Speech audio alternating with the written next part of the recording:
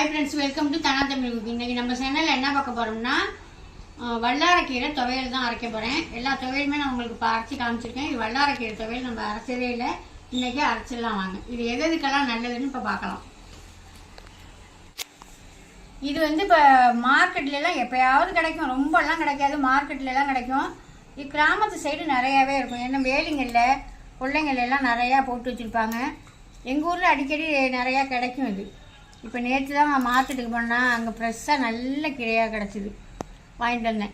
இது ஞாபக சக்திக்கு நல்லா ஒரு இது மருந்து மாதிரி. இது வதக்கி வச்சு துவையல் அரைச்சிட்டோம்னா பூண்டு மிளகா எல்லாமே வச்சு வதக்கி வச்சு துவையல் அரைச்சிட்டோம்னா அவ்வளோ அருமையாக இருக்கும். சாதத்தில் போட்டு சாப்பிட்லாம், தொட்டுக்கிட்டு சாப்பிட்லாம். எல்லாம் துவையல் அரைச்சி தான் நாங்கள்லாம் சாப்பிடுவோம். எங்கள் பொண்ணு என்ன செய்யணும்னு கேட்டிங்கன்னா, பிள்ளைங்க சாப்பிட மாட்டேன்னு சொன்னாங்கன்னா இதை நல்லா சுத்தம் பண்ணிவிட்டு மாவு, நம்ம இட்லி மாவு இருக்குல்ல, அந்த மாவோட தோசை மாவோட இதையும் நல்லா ஒரு 10 இலையை போட்டு எவ்வளவு மாவு எடுக்கிறோமோ அதுக்கு தகுந்த மாதிரி இலையை போட்டு அரைச்சிட்டு அந்த மாவோட கலந்து தோசை ஊற்றி பிள்ளைங்களுக்கு கொடுக்கும். நல்லாவே சாப்பிட்டுக்குவாங்க. நல்ல ஞாபக சக்தி நல்லா தூண்டி விடுங்க. இது இந்த மாதிரி வல்லாரக்கீரை கிடச்சிதுன்னா விடாதீங்க. பிள்ளைங்களுக்கு முக்கியமாக வாங்கி குழந்தைங்களுக்கு கொடுங்க.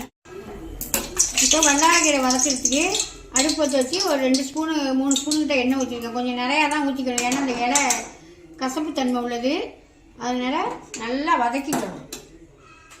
இப்போ நல்லா எண்ணெய் சூடானதுக்கு பிற்பாடு இந்த பெருங்காயம் இவ்வளோ பெரிய பீஸ் பெருங்காயம் எடுத்துருக்கேன், இதை போட்டுக்கலாம். அதை போட்டு நல்லா பொரிய விட்டுட்டு அப்புறமா மிளகாய் எடுத்து வச்சுருக்கேன், மிளகாயும் போட்டுட்டு பூண்டு வந்து உரித்து பச்சை பூண்டாக போட்டுக்கலாம். பச்சையாகவும் போட்டுக்கலாம், வதக்கியும் போட்டுக்கலாம். நான் பச்சையாக தான் போடுவேன். ஒரு 2 வெள்ளை உளுந்து எடுத்து வச்சுருக்கேன். இட்லி தோசைக்கு நம்ம சட்னி மாதிரி கொஞ்சம் இதாக வச்சுக்கிட்டு இட்லி தோசைக்குன்னு சொல்லிட்டு சாப்பிட்லாம், அவ்வளோ அருமையாக இருக்கும். இந்த மாதிரி கீரையெல்லாம் கிடச்சிதுன்னா எங்கே பார்த்தாலுமே மார்க்கெட்லாம் இருக்கும், கிடச்சிதுன்னா வாங்கி சாப்பிடுங்க. இன்னைக்கு வந்து பொண்ணு மாப்பிள்ளைக்கு வந்து கையலோட சித்தப்பா வீட்டில் விருந்து, எங்களையும் எல்லாரையும் கூப்பிட்டுருந்தாங்க. எங்களுக்கு நேரம் இல்லை, அதனால் போகலை. ஒரு 10 நாளாகவே அலைஞ்சிக்கிட்டே இருக்கமா, அதனால் போகலை. ஒரு 10 மிளகாய் எடுத்து வச்சுருக்கேன். கொஞ்சம் சாரமாக இருந்தால் தான் நல்லாயிருக்கும். கையலோட சித்தப்பா வீட்லேயும் கையலோட அத்தை வீட்லேயும் இன்னைக்கு விருந்து பொண்ணு மாப்பிள்ளைக்கு.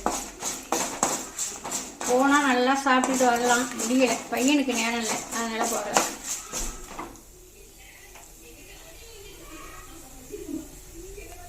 கீரையை நல்லா அலசிட்டு இந்த மாதிரி ஒரு வடிகட்டில் எடுத்து வச்சுருக்கேன். தண்ணி இல்லாமல் நல்லா உதவிட்டு போட்டுக்கலாம்.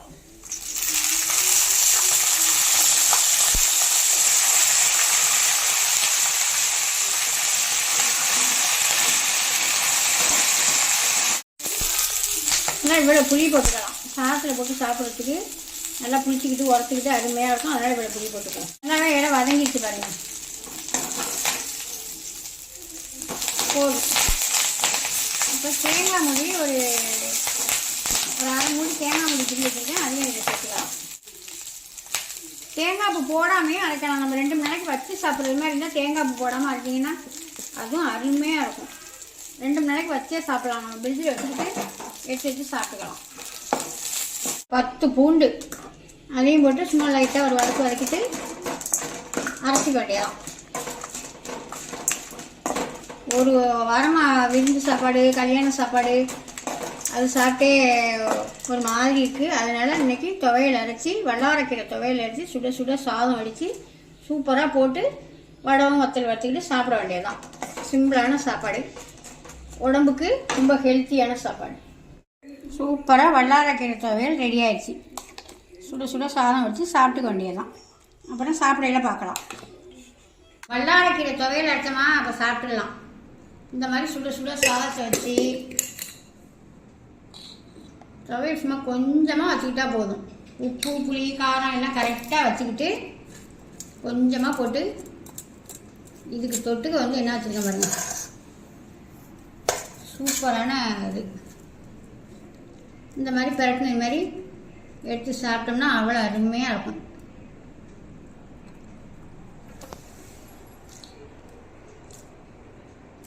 நல்லா புளிப்பு காரம் பெருங்காய வாசம் அருமையாக இருக்குது துவையல்.